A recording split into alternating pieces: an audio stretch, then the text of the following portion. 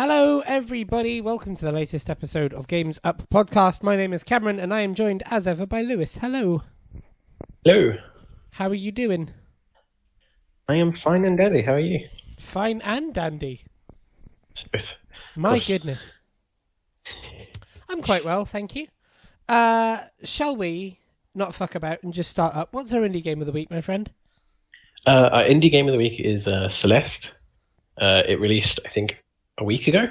And it's a very lovely, difficult platformer. Very reminiscent of something like Super Meat Boy. But a little bit more challenging in different ways. It's got quite a cute graphics and story. The story is essentially you're a character trying to get to the top of this mountain, and there's a bit of life development and some cute progression that you take. It's got a very lovely 8-bit art style. It's very enjoyable. It's so challenging though. It is so challenging, and the whole thing. It's the way it's set up is quite nice in that all the challenging stuff is pretty much optional. Right. You can play through the game. Essentially, there's collectible little strawberries, and getting them is really difficult. Sometimes the hardest bit of the whole entire game is like getting those. But if that's something that you don't want to do, it doesn't actually gate off anything by that. You can. It's up to you whether you want to collect those or not. And it says at the beginning of the game, this is just for bragging rights. Don't worry about whether you can't collect them or not. So it's quite nice. It's on everything actually. It's on Windows, PS4, Xbox, Switch. Nice. Okay. So there's no reason that people shouldn't be playing it then. Yeah, exactly. And it's by MattMakesGames, Inc. Excellent. Yeah. Well, that, ladies and gentlemen, is our indie game of the week, Celeste. It's been picking up rave reviews everywhere, so people generally seem to be in support of it, and we absolutely are. That was Celeste. Let's get in, as we do every week, to the news. And the news starts with a pretty interesting one this week. Kaz Hirai is stepping down from his position of CEO of Sony. I believe that was his position. Of Sony. Yeah. The interesting thing here is that this could be both good or bad for PlayStation, depending on how much support the replacement of him has for gaming. Now, the chances are that this will be really good for PlayStation. In fact, the chances are that not much could really be bad for PlayStation at Sony at the minute. It's basically their biggest moneymaker. There's no way that they'd drop support for it or anything like that. But a new CEO does always bring with them new agendas, new ideas, new structures, that kind of thing. So it'll be interesting to see what PlayStation does or doesn't do in the light of this CEO change, though I probably wouldn't expect much to be different. Yeah, I mean, you have to consider that Sony's done much better in the last 2 years on the back of PlayStation as well. So I can't imagine that they would change suddenly. I think it's keep the good things going. Hopefully. Yeah, I mean, Sony was in the red, basically, and would still be there almost. I can't really say that with surety, but it's fair to say it would almost still be there without PlayStation. So They made a lot more money off PlayStation than they did anything else this year. Oh, yeah, absolutely. And so I can't imagine it'll be changing much at all. But, Sony's had a lot of trouble in the last couple of years with, their laptop range and their TV range and their DVD range, so it'll be interesting to see what place PlayStation takes in the echelons of where Sony goes next, or what it does in the next few years. The next one is Red Dead Redemption 2 is coming out on the 26th of October. That's another delay from spring of 2018, although to be honest, we were kind of expecting another delay.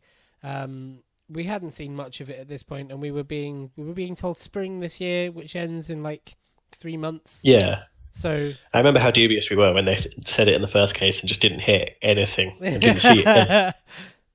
I mean, at this point, we don't really know what the game looks like. They did some screenshots. Some of it looked like in-game footage. Some of it looked like cutscene. Some of it looked like kind of in-game cutscene. But it looks really good. It looks good. It's kind of got me a little bit more excited about it. We'll see.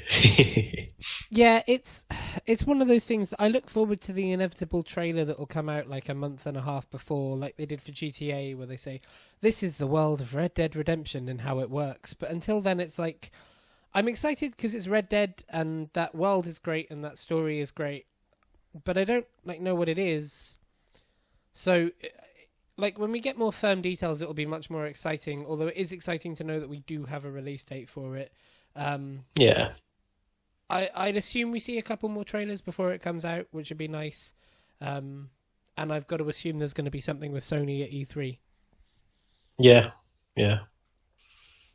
But if you're in the mood for a different kind of Western, one that we originally thought was Red Dead, Far Cry 5 has you covered. And man, does this game look good. Yeah. I mean, you were saying this week that the trailer got you more hyped for it. Yeah. I think... the previous trailers kind of had this, like, Saints Row kind of feel, like a go and destroy stuff, blow things up, which is cool. But like, I've always kind of, story character, and this trailer was much more, here's kind of the story, here's like freaky stuff going on, here's like why you're here, and like try to break down this evil cult and how it works, or all that kind of stuff. Which gets me a lot more interested than kind of, I think maybe because I've just had too much saturation with those kind of games or those kind of trailers where it is like blow stuff up and it's great, and then you end up with Just Cause 3, which is just blowing up. Just an aside, Just Cause 3, good game. There's like one destroyable bridge that's featured in like all of their advertising. Yeah. I mean, yeah, the story that Far Cry 5 is pushing this year looks unbelievably interesting. Yeah. And then I'm really excited about, so the piece of news that really came out this week was that they've detailed their season pass, and it sounds pretty awesome. It involves a Vietnam level, a zombie level, and a level on Mars, although it must be said that what kind of levels these are, what detail there is to them, how deep they are is unclear, but it's nice to see that kind of variety in a season pass.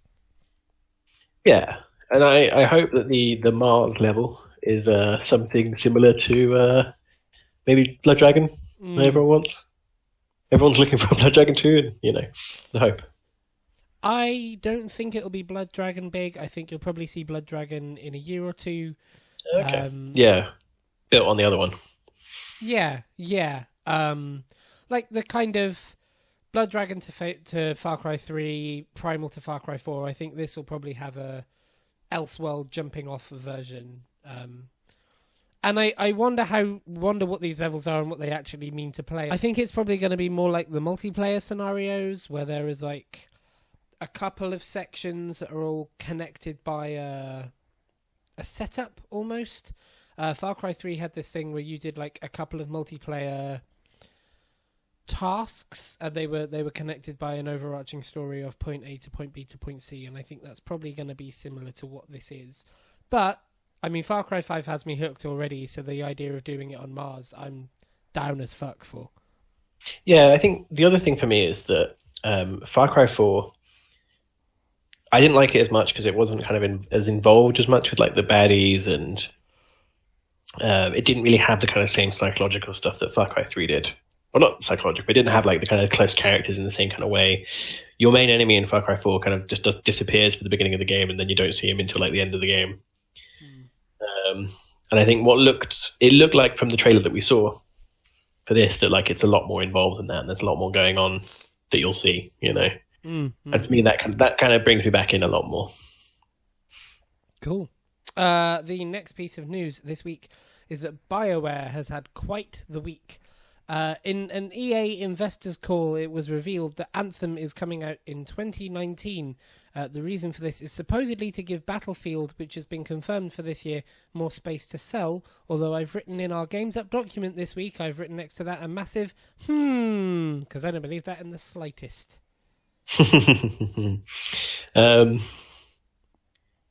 Okay, so let's break this through.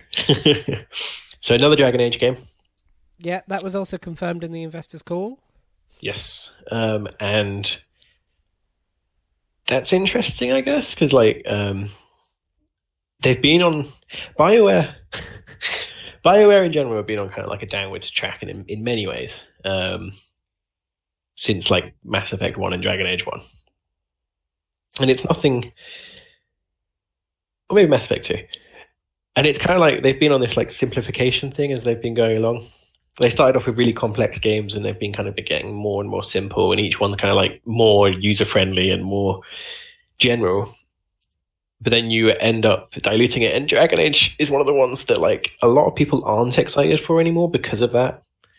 A lot of like the original people that kind of started on Dragon Age 1 are now not sure. And I know you'd probably be the same if Mass Effect like Andromeda 2 came out. You'd be in this position where you're like, I don't know. BioWare depresses me quite a lot because they're a studio that like literally like they were the CG Projekt Red a while ago. You know, they were the people who are like, it's going to have the best story. It's going to be wonderfully written. It's going to be like everything's going to be perfect and well worked through. And then it's like these days it's not so much. And that's why Star Wars: The Old Republic, when that released, the big thing about that game was that it had a story by BioWare, and it had like the thing, but obviously it was by BioWare, but that was like its big selling point.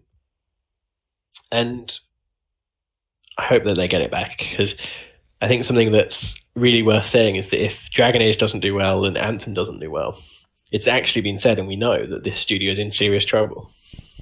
Yeah, I think that was the biggest thing to come out of the call this week, is that EA were like, we're looking at how these games do to see the future of BioWare, and that's not them. That's them very, very thinly veiling, saying, "Hey guys, these games don't sell." Whoosh.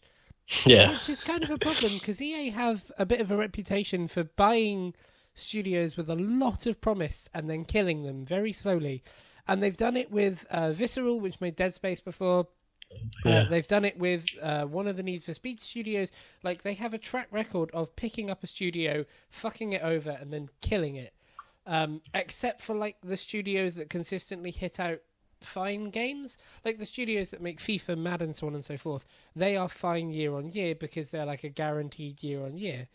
I just don't think this is sustainable. Part of the problem is that they take things that weren't... I think EA messages all its studios and goes like, make this game more user-friendly, make it more accessible, I guess is the right word to use. And so, like, if EA took over, say, I don't know, Super Meat Boy, then, like, the next game would be, like, easier than the last game, and that's kind of, like, the feel I get with EA, and that's part of the problem, is that they kind of remove people that are interested in the game by making things so simple and making things easier to play and making things quick as well. I think like something like Dragon Age Origins was this really complicated game where every race you had like 4 different starting options, and they all had like this interconnected, like there was like 30 different ways of playing through that game with different stories. And then like the current one has like one story, you know. And you can tell that they've like been made to kind of pump them out a bit faster than maybe they want to. And I think it's like one of the biggest shames is that EA seemed to be getting back on the right path a couple of years ago when they announced their indie plan and they put out Unraveled, and they seem to be investing, like they put out Mirror's Edge and they took real risks. And in a way, the gaming community is kind of to blame for this, because we like asked for a lot of these games and then nobody bought them. Like, yeah, you can't ask for Mass Effect 4 and then not buy Mass Effect 4. And yeah, okay, the game was kind of badly made and rushed out. But, like, there's a question here of, like, how much is the demand catering to what's there and how much is it catering to business? But, yeah, as I said, I don't think this is sustainable. If EA lose BioWare, they'll keep the talent, but they'll shutter them into something else. Like, they just won't have that many studios left. They'll have DICE, but DICE are kind of locked down to Battlefield, Battlefront at the moment, and I don't see that changing anytime soon. They'll have Criterion, but Criterion are constantly making a racing game and something else. They'll have the sports studios, but they're fine. Like, they won't have as many studios to push new talent into and make the kind of games that gave them their legacy. And they've got to know this, right? Yeah. Now let's talk Anthem quickly. Okay. So as you say, that they've supposedly delayed it to give Battlefield space. Yes. To give which Battlefield lots of space in order to do the selling. I think it's very likely that it has a lot to do with how Destiny's doing, and how. Oh, really? Yeah, I think it has a lot to do with whatever the monetization. Oh, I fully disagree. I think it's because that game is nowhere near ready. Okay, I mean it's possible. So I think you think about what we saw at E3 and how much of a vertical slice that vertical slice was. That that's true. To me looks like Crackdown in 2012. That looks like BioShock Infinite years before it came out. I don't think there is any way that Anthem is... Like, they say that they've pushed it into 2019 to give Battlefield space, which suggests that, like, they're ready to go on it. Like, it suggests that they're like, oh, we could release it now, but we're going to push it back. There's no way they could release it now because because we don't know what the game is. See, I do think part of it is that we know... I mean, the only reason I could see it being given to BioWare is because BioWare have a successful... just because BioWare have a successful MMO.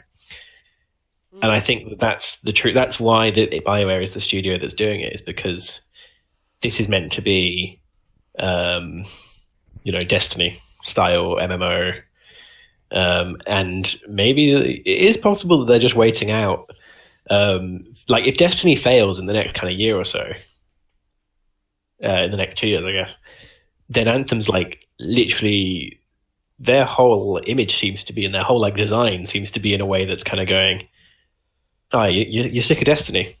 Anthem, here's a game that looks exactly the same, but here's something that's clearly like trying to do the same thing. Yeah. Man, what a week. I don't know. I think Anthem is going to come out and be late. I think if it had come out a year ago, it would probably have killed Destiny, purely because like EA are quite good at releasing behemoths and not following them through, if that makes sense. But I think if you went to a studio now and you pitched, hey guys, here's this idea for a game I've got. It's like shared world, and it's kind of like Destiny, but it's not really like Destiny. They'd be like, cool, we've had 4,000 of those. What else have you got for me? Yeah, definitely. And pushing it out another year and a half, I don't see how that trend is not going to change. Like, by then, we'll have had whatever the next Ubisoft game is, because there's almost certainly one of them. We'll have had Sea of Thieves. We'll have had Crackdown, hopefully. We'll have had something else. Like, there's going to be so many of them that the saturation of that idea it's either going to work so perfectly that it just stays around for a long while, or it kind of bottoms out. And we get the next thing, which will be like Souls clones, or whatever the hell the next trend is. Yeah. Or Nintendo Labo. Everyone will make Nintendo Labo. All right, so another piece of news came out actually this morning. Donnie Yen has today announced that he is taking the lead role in a Sleeping Dogs movie. Yeah, interesting news. Interesting. So Sleeping Dogs is great. If you haven't played it, you should definitely play it. It's a good game. Sleeping Dogs 2 should have existed. That would have been nice. It kind of did in like another name, in a different franchise that definitely wasn't Sleeping Dogs 2. But, like, this IP is being treated so weirdly. Before it was Sleeping Dogs, it was a thing called True Crime Hong Kong, which then wasn't True Crime Hong Kong. It was changed into Sleeping Dogs to be something new and to give the development team a bit more room for manoeuvring. The game was somewhat successful, but not hugely successful, because this was back in the time when Square Enix put their projections at like 40 million before they'd even announced the game. And so we never really got a Sleeping Dogs 2, but a lot of the ideas that went into it filtered into like a Chinese... I think it's like a Chinese online MMO game. Is that right? Yeah. Something like that. I might be getting the specifics wrong, but it's something along those lines. And now there's been no word of it since. So there's two things that could be happening here. One, Sleeping Dogs as a game is dead, and as like a cross-media franchise, it's alive. So like it'll be a movie, there'll be like a toy line, it'll be a Netflix series, but we won't see it in a game anymore. 2, Sleeping Dogs 2 is announced at E3. Yeah. Because I was kind of thinking about it. If Sleeping Dogs is announcing a movie, they've got to be in on the IP somewhere. They know that it's got value somewhere. So the question is like, does Square have enough other stuff to make a year out? Like, have they got enough other stuff that they're definitely not working on it? Or are they like, is this one of the things they've kept quiet? And the stuff they've got this year is Tomb Raider, which is unconfirmed, but we basically know exists. We basically know it's called Shadow of the Tomb Raider. We probably have an idea of roughly what's happening in it, that kind of stuff, all leaked from PowerPoints that people keep leaving on trains. And a couple of other IPs as well, but I do kind of think there's a bit of a gap where Sleeping Dogs would fit if they're going all in on it, which they might be. Yeah. I don't know. Yeah. So, we've got 3 more big stories this week that will lead to our topic of the week. The sort of third big one, because this could all be unconfirmed, this could all be bullshit, but the person who posted it has been responsible for some pretty successful leaks in the past. So here is a leak of supposedly what we can expect from Nintendo at E3. Have you seen this?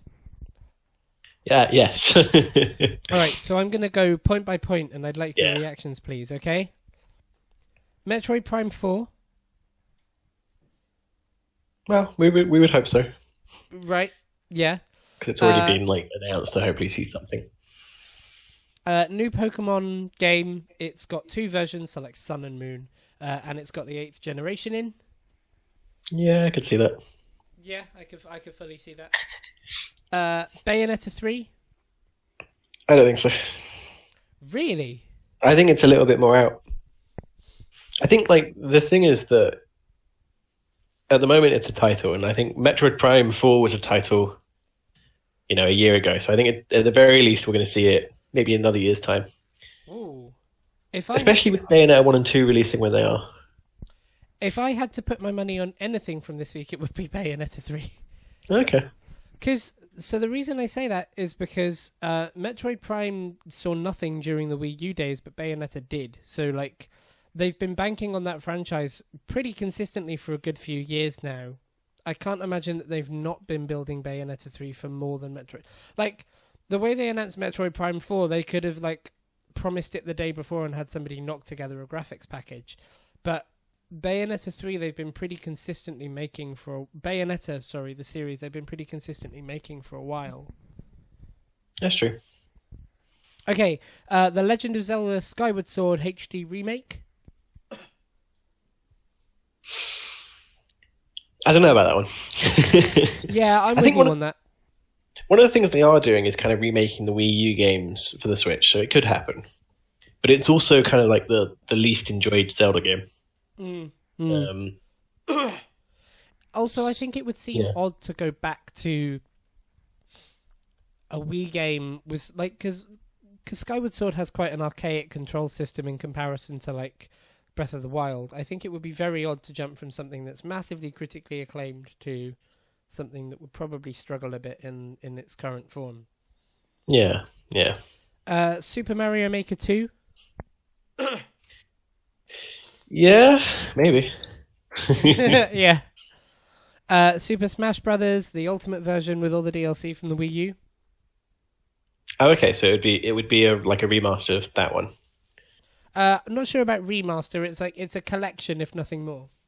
Okay. Yeah, I can see that. I can't see Super Smash Brothers the new Switch version. Oh yeah. No, I mean the rumor's been around since the Switch was announced that they've been working on that. So I think that's fine. Yeah, but it's one of the games that you would rumor about it existing. Yeah. It's literally they released one on GameCube, they released one on Wii, they released one on Wii U. Let's assume they might release one on Switch. So yeah, the rumor has been the Wii U collection for a while, but yes, you are right. It's a fairly. I have a game that's going to come out on. Look, this is leak. Okay. Super Mario Switch. Wow. Also, new Super Mario Switch Brothers or whatever. I don't know. New Switch of Mario Brothers. Point is that every Nintendo console since the beginning of time has got one. So Okay, Luigi's Mansion 3. no. I mean, yeah. I mean, they couldn't be bothered to make Luigi's Mansion 2 actually like Luigi's Mansion, so I doubt it's going to be like 3. WarioWare? Yeah, when Hell Freezes over. That's the franchise that just doesn't even slightly exist at this point. Animal Crossing, the new Switch game? Yeah, I suppose, but it's another. It should exist. It should exist. So let's put it in the pile that's these are games that should happen. But you know how dubious I am with Nintendo at the moment about we've kind of discussed how they've had a great first year, but it doesn't mean they're now changed from the Wii U days. It doesn't mean that we're going to have hit, you know? Yeah. And I'm still of the opinion that this year is going to be a bit of a lull. But yeah, so it could be good. But yeah, go on. The Fire Emblem gets its 16th game in the series. Yeah, maybe. Yeah. You've got Yoshi, the Yoshi game, which is the one that we know is coming out this year. Yeah, that could happen. That's the least exciting one. But also the most likely one. Mario Party 11. Yeah, I can see them doing that. It's well suited for it, but it's another game I just don't care about. And a new horror game developed by Retro. See, it's interesting, but I guess that's the only piece here that's the most interesting. I guess it's the most unlikely, or the most likely because it's nothing to go on.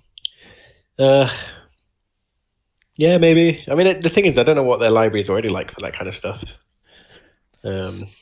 So of all of these, the ones that I think are the most outstanding are Mario Party. I'm not sure on.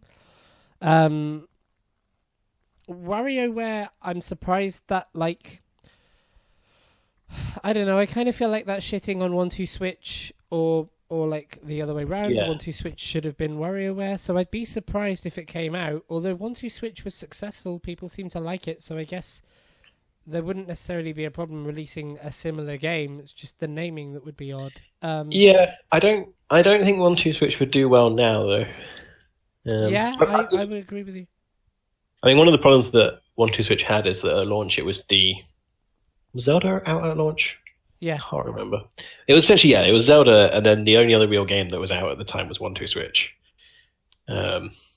So I'm not sure if it would sell well now. Yeah, I agree with you. I think it would struggle now. I hope there's not another Fire Emblem game, because I feel like we hear about them every E3, and it would just be nice to... it would be nice if there wasn't one for a year and then the next year it was an actual surprise. I feel like I go into every Nintendo conference expecting 3 Mario games, a Xenoblade game, and a Fire Emblem game, and they're always there. I hope Luigi's Mansion 3 is real. That's dope. That's an awesome idea. I look forward to seeing Pokemon and the 8th generation. I hope that we get more Exegutors with massive necks. And I don't think Super Mario Maker 2 happens yet, because I don't see why they wouldn't port over the Wii U and give everyone access to that open platform. Yeah, that's true, especially considering that I'm not sure what it would change necessarily if they made a new one. It seems like they're smarter than to build, the only thing I can think of is this one's got Mario Kart in it, or this one's got Mario Party. That would be pretty big and significant, but it seems silly to build up the Mario Maker was probably the most successful Wii U game at the end of it in terms of both sales and respect and the way it was talked about. And it seems silly to build that up on a console and then just be whatever, here's the next one. Yeah, that's true.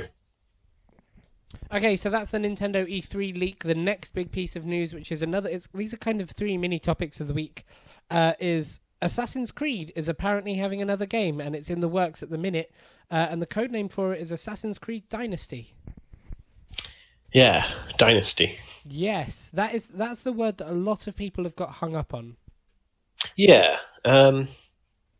because we expected a game that was in Rome and Greece, and previously these titles have really been quite close to what the actual like situation was. So I So think Assassin's Creed Syndicate, Origins was known as Assassin's Creed Osiris, for example, when it was being developed, and that became quite important. Assassin's Creed Syndicate was known as... I think it's Victory, isn't it? Yes, it was Assassin's Creed Victory.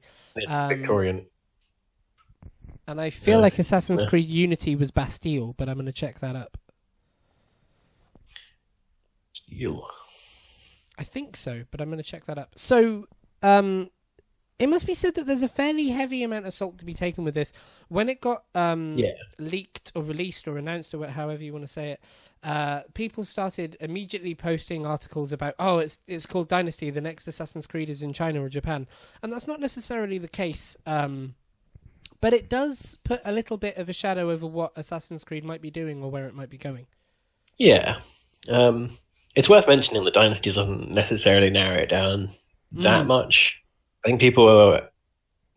I mean, there was a Roman dynasty that lasted about 100 years, and it is in the timeline of really? where we are now. Yeah, roughly. I mean, I think it's like 30 BC to like 70 AD or something. And that's like, the famous Augustus and Nero and Claudius and all of Caligula and Tiberius are the famous ones.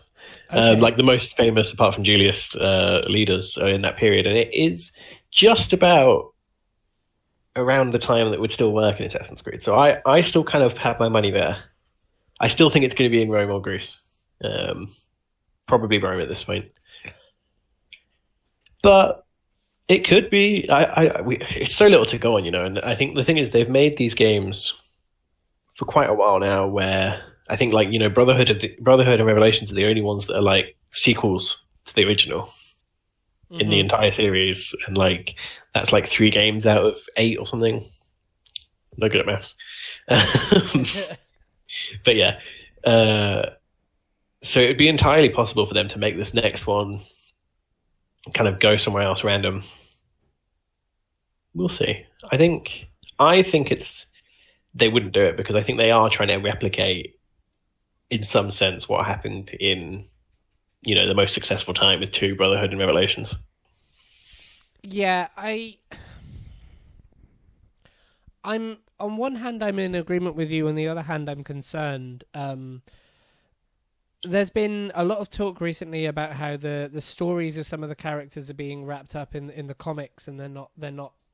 If not wrapped up, they're certainly being brought to a place where they could be ended. And one of the worries for me is that Aya is one of those stories. People seem to think that Cleopatra is going to be killed not in a game but in a comic. But the more worrying one is Layla. Now, I'd have thought that Layla is like the driving force behind the next set of games, much like Desmond was in the originals. I'd have thought that Layla is like the overarching character. But it seems like Layla might not be... or her story might be given a sort of bow for the next little while in the comics. And that worries me a lot. Assassin's Creed has built a brand of going somewhere different every time, and I hope Ubisoft don't count on that too much. Because the one worry I do have about going to Rome or Greece or so on is that it will look the same. Obviously it won't have the pyramids and the sphinxes, and it won't have the kind of Egyptian architecture to count on, but for the most part, the game will have similar city structures, the characters and the costumes will look very similar, the way you... The timeline it's set in won't look dramatically different, and Ubisoft have come to count on that for a couple of years now. Yeah, I could see that being a feature, though, if anything. I could see them going to Rome and being like, you remember this building? Yeah. Just kind of like... make a point of kind of recreating some of the buildings that were in the original games. I could see that working quite nicely, but you're right, and you are right, it would look too similar, and we don't know. Alternatively, it's possible that this is like a side game. We know that Assassin's Creed have had a lot of sort of other games for a while. They had the 2D side-scroller ones that were set the Assassin's Creed Chronicle series. They've done mobile games all the time. There's no guarantee that this is the next in the big series. There's no guarantee that this is the next AAA release. So who knows what this is? We know it's real, though. So that's good. Yeah. I mean, after the blazing success of Assassin's Creed Origins, there is another Assassin's Creed. So we can count on that, I guess. Yeah. I still hope we don't hear from it too soon, though. I still think there's cause to worry if we hear about it at E3. Do you mean hear about it as in this is what it is, or hear about it as in it's coming out this year? Yeah, or if it's coming out really soon. Because I think, the point in this one is that they took a long break to make this game as opposed to all the other games that were a year apart. And I think that really drove the keeping them really similar and not innovating. And you can see with Assassin's Creed Origins that they have innovated at the very least. You can't deny that it's a different game to the rest of the series. Mm-hmm.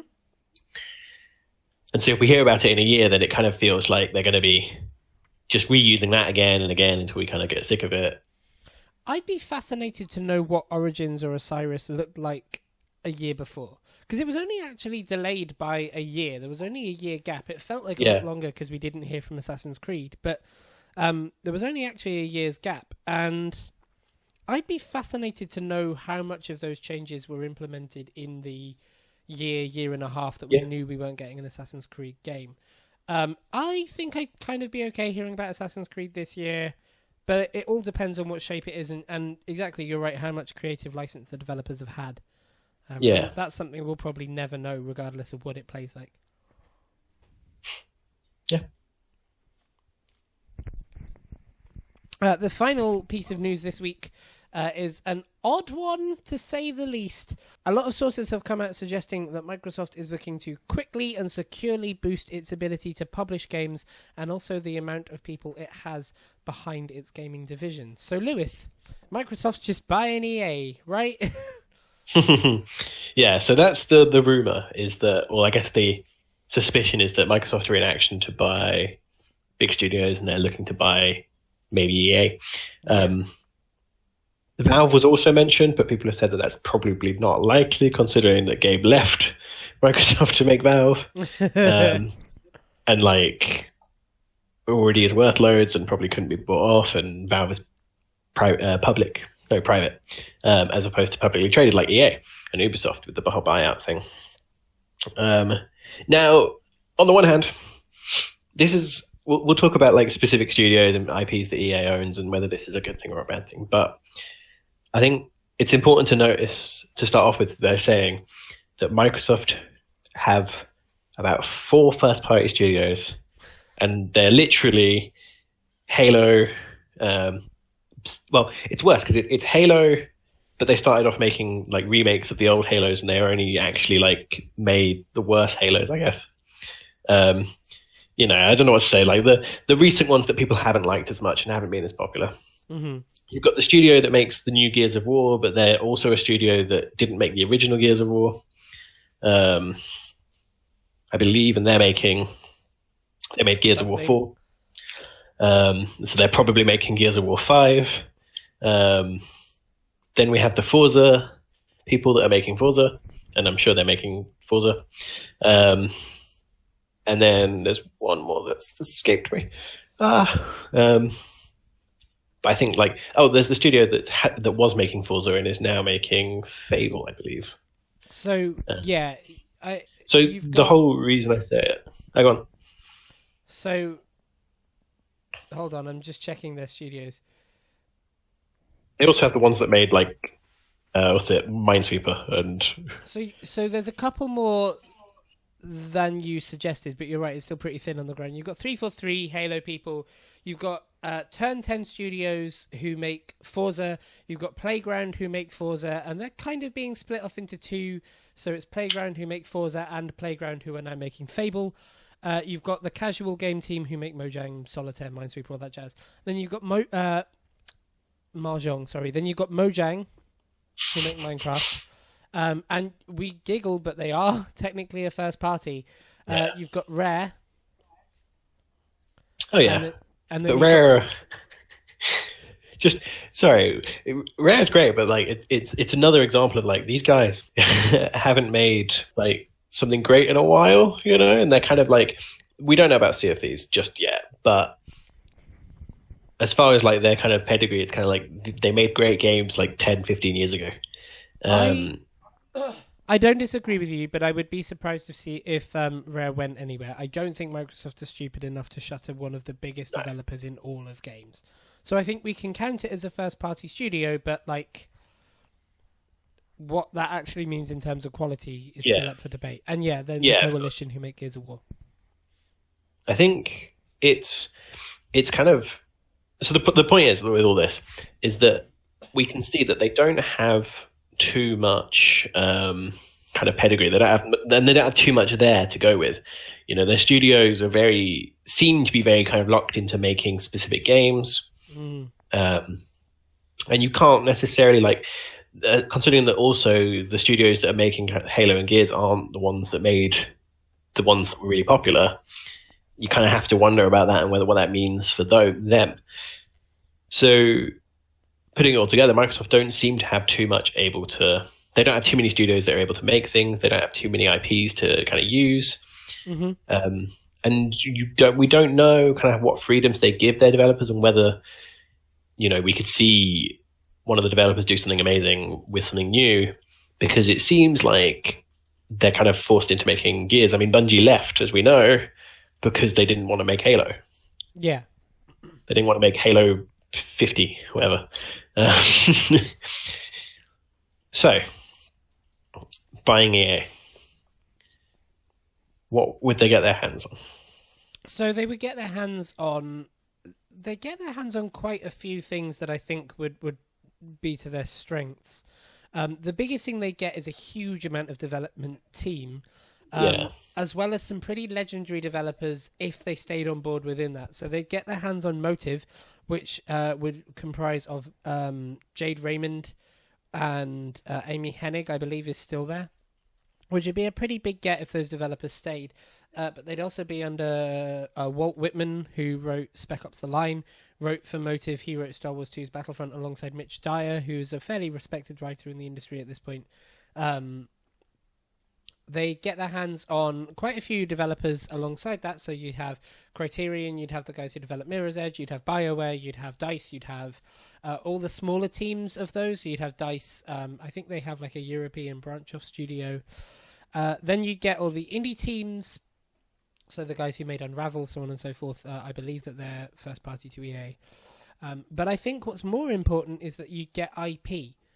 So you get Mirror's Edge, you would get a huge amount of... You get Star Wars, which, like...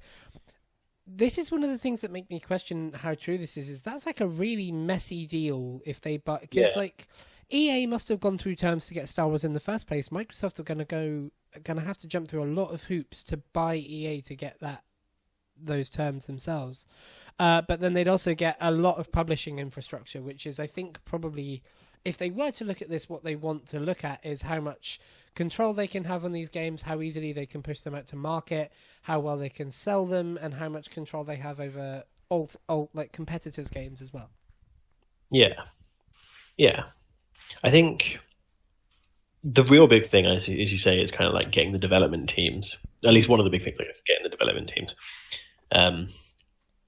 Because as I say, like one of the problems is we know that Microsoft probably have kind of like 5 games on the go, and that's kind of alongside Sea of Thieves and Crackdown 3, and you know, and like I'm in a weird place where I'm kind of, you know, I root for Microsoft a lot, and I root for Xbox a lot,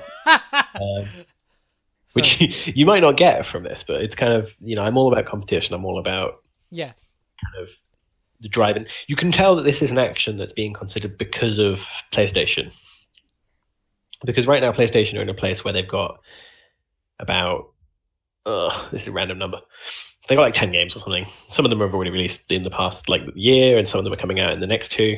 But they have a lot on the go, and they've got lots and lots of studios. They have, I think, 13 first-party studios or something.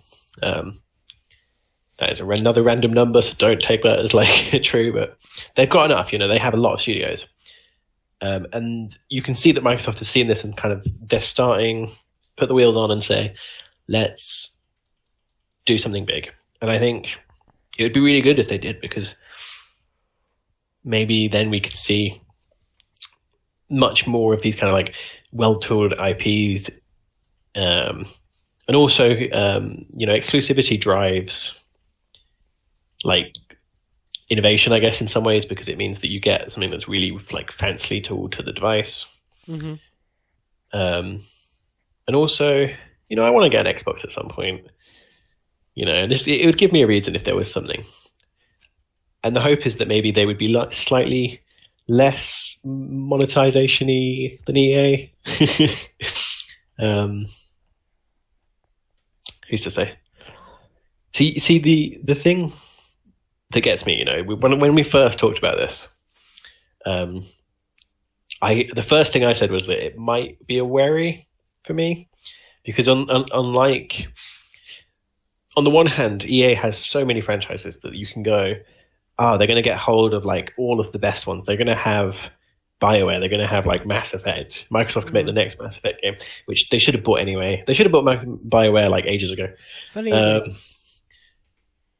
But then on the other hand, they get Battlefront, and they get the games that EA pushes out all the time, and that's interesting.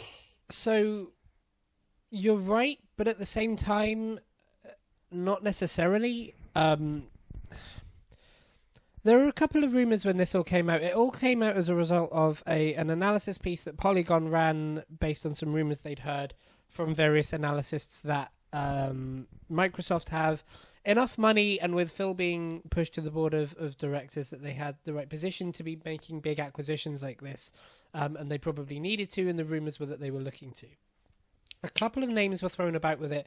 EA was the big one, but there was also Valve and PUBG, PUBG Corp. I don't know how you pronounce that, really. Of all of those, for pure profit, EA makes the most sense, because you have probably a guaranteed racing game that lands successfully, if not blow your head off successfully, but you also have Madden, you also have the baseball games, the basketball games, and FIFA, which make dumb cash year over year, hand over fist. EA have been well connected to Microsoft the last couple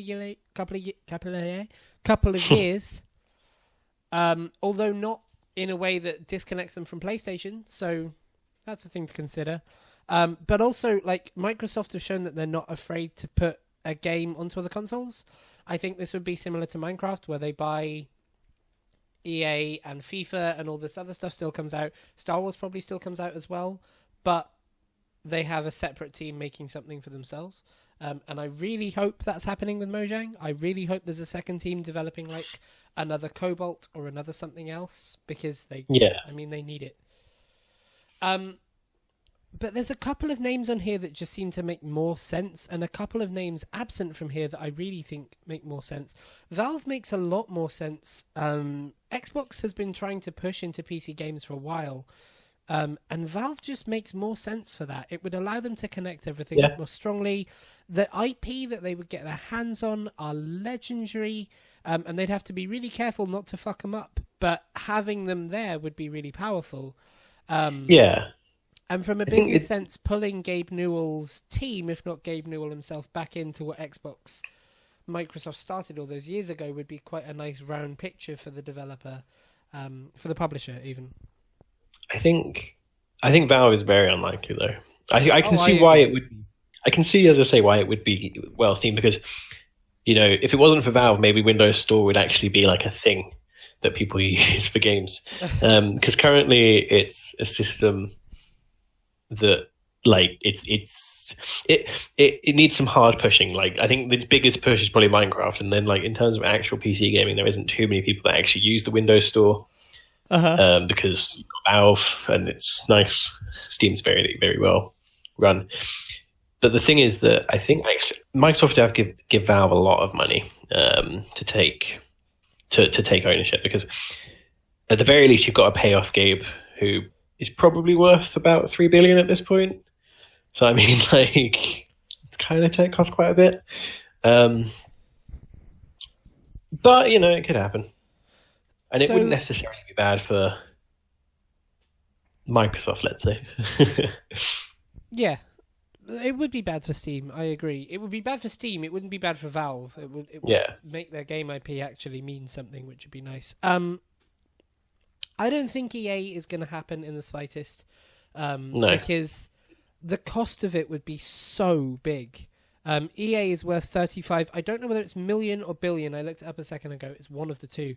But before they even make that purchase, I'm going to assume it's billion. Yeah. Seems a fair assumption. But that's like with all the business they do on PlayStation at the minute, and that's with all the business they do as a third party, that's with all the business they do externally to these studios, and that's also with the IP they have, that's with their stock, that's with investors. Microsoft doesn't hand over 35 billion and get EA. They will have to pay so much more money and guarantee so many games and pay off so many investors. The stock, and if people get wind of this is something interesting I read as well.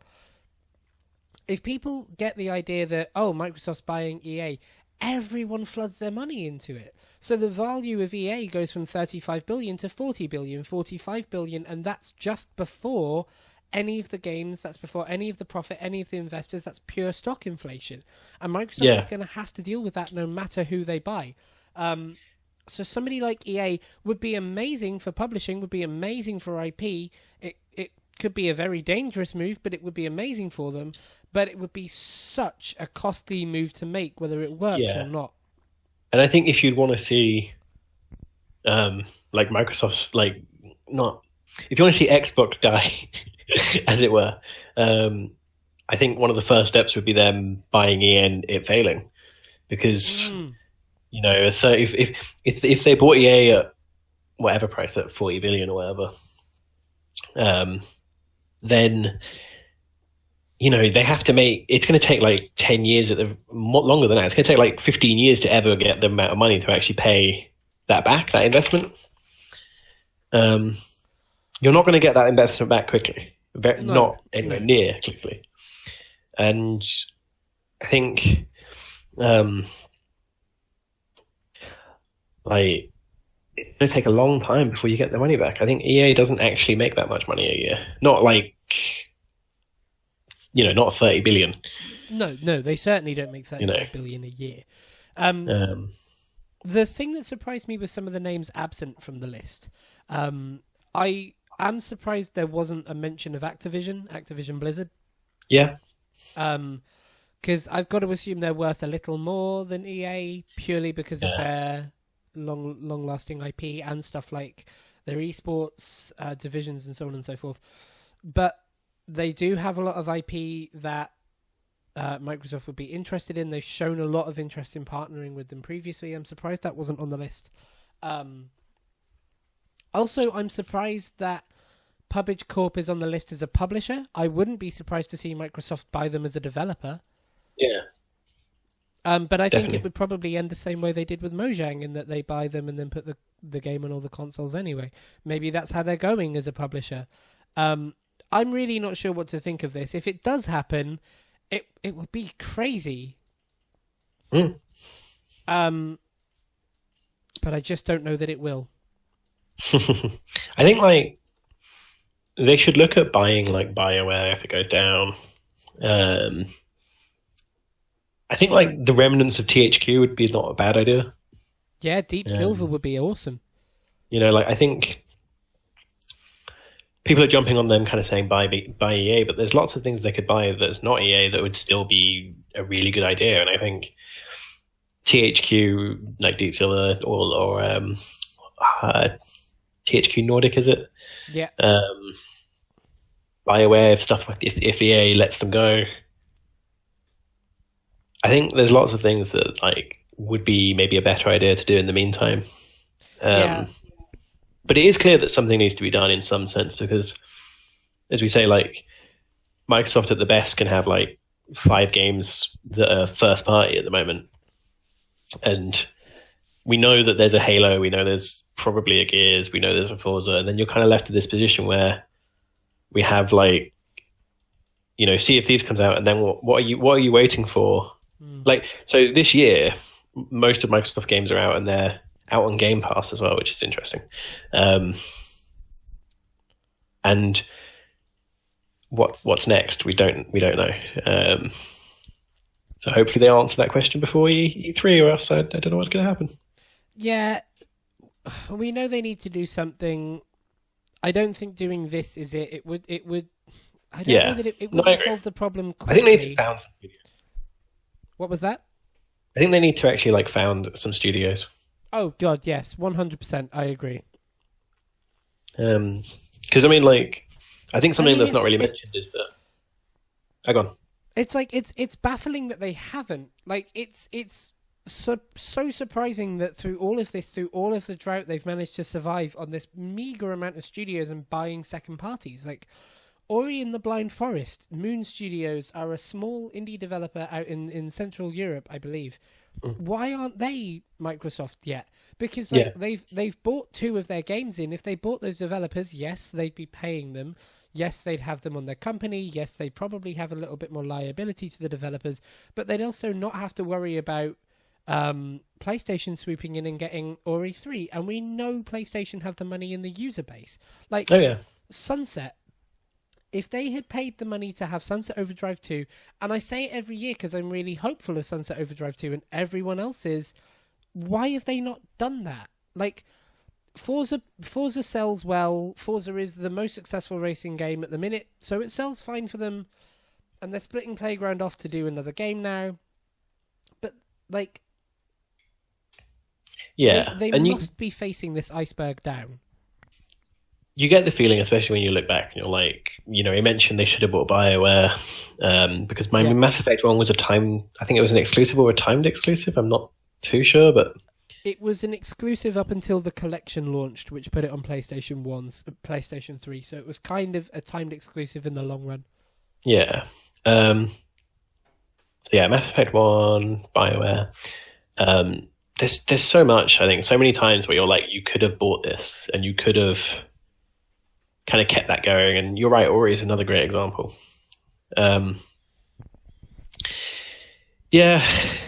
I think as well, when you look at Sony, and you're like, Guerrilla were Sony Cambridge, I believe. Most of Sony's first party have been founded by Sony, a lot of them. And it's clear that that's something they're always trying to do, is kind of make new studios and make big deals and all that kind of stuff. And with Microsoft, you kind of look at them and you go, why didn't you do that? Why is this timed exclusive? Why did you buy this game why did you buy this game and not buy the studio? I mean, to be honest, the fact that they haven't already bought PUBG as a developer is kind of really interesting, I think. Yeah.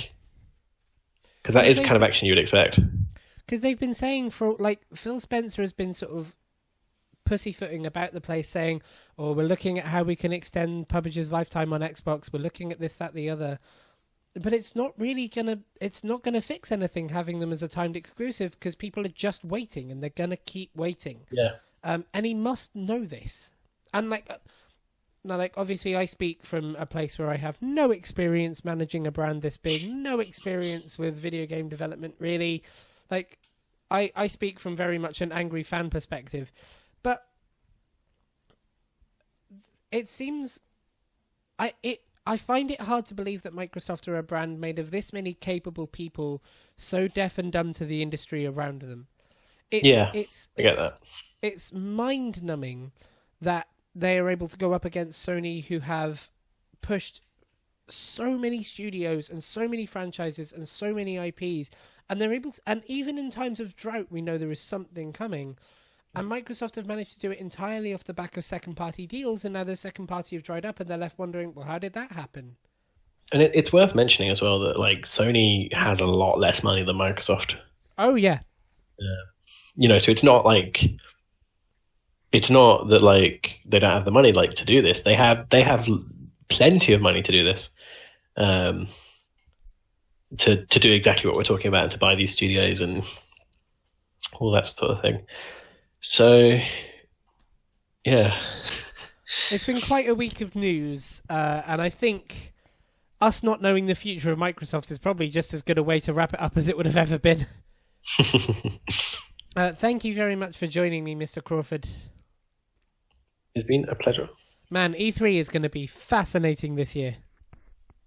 Yeah, we can watch the death or life of now. We can decide. Okay, so quick side. Go for it. If Microsoft come on stage and like literally the entire conference is about Game Pass, then it's bad. Okay. Okay, so you're right. Counterpoint, how do you think we'll react if they come out on stage at E3 and they're like, hey, here's Forza Horizon 4 in Japan. Also, we bought EA. Yeah. But then we'll get super excited. We'll get to the end of the trailer. It'll be like coming to Xbox first, PS4 a year after. Console exclusive, timed, whatever it is. Yeah.